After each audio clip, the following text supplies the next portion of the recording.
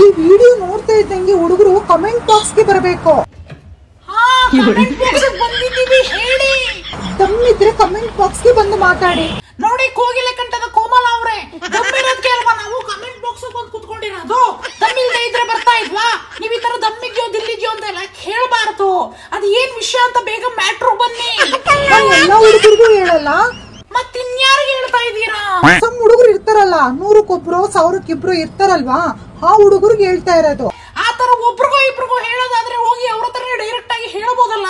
ಈ ತರ ವಿಡಿಯೋ ಮಾಡಾಕೋದ್ರಿಂದ ನಮ್ಮತ್ತ ಒಳ್ಳೆ ಹುಡುಗರಿಗೂ ತಲುಪಿ ನಾವು ಬೇಜಾರ್ ಮಾಡ್ಕೊಳ್ಳೋದವಾ? ಹೋರಾಟ, ಕೈ ಆಟ, ದೊಂಬರಾಟ ಅಂತ ನಿಜವಾಗೂ ಹೇಳ್ತೀನಿ. ನಾನು ಅದು ಆಟ ಎಲ್ಲ ಆಡಿಲ್ಲ. ನಾನು ಆಟ ಆಡೋದೇ ಒಂದು ಕುಂಟೆ ಬಿಲ್ಲೆ ಆಟ.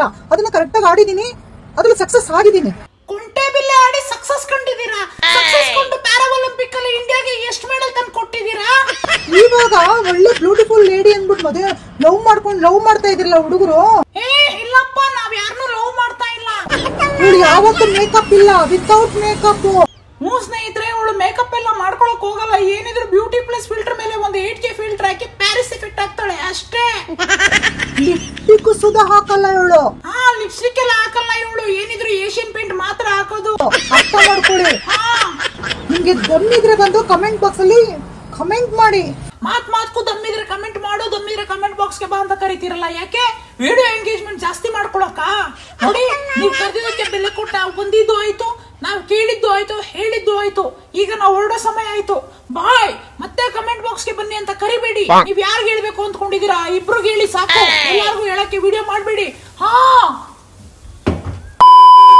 ಶಿವಪ್ಪ ಕಾಯೋ ತಂದೆ.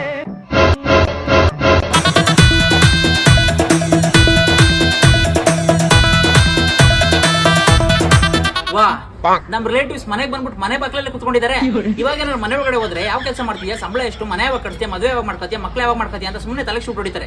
ಅದ್ರ ಬದಲು ಅವ್ರು ಹೋದ್ಮೇಲೆ ಬರೋಣ.